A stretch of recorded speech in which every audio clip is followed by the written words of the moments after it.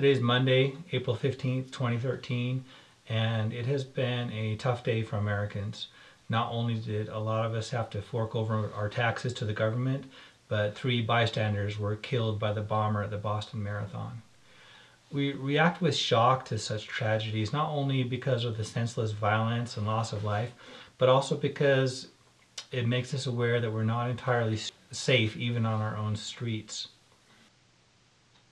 Now, if that was the worst thing that happened today in our country, this would be such an amazing place to live, such a great place. But unfortunately, there are worse things that happened. 27 other people died as well, if we believe statistics and averages, killed by drunk drivers. Perhaps we don't respond as much in the media and the shock and everything to drunk driving deaths, because we know that the people who drank and then got behind the wheel did not set out intentionally to kill someone, but their victims are still just as dead and their family and friends just as grief-stricken. Even that is not the worst thing that happened today, however.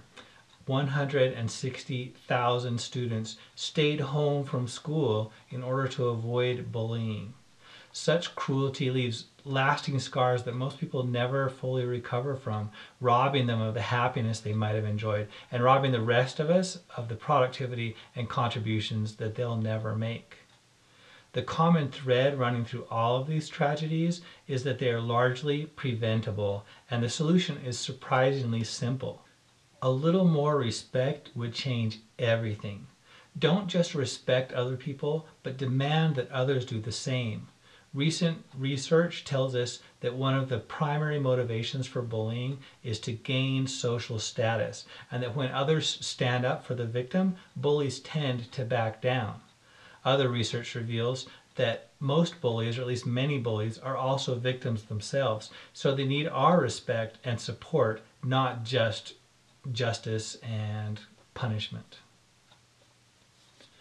When it comes to drunk driving, respect for other people's lives should motivate you to let your friends know that it is never acceptable and to find ways that you can avoid it.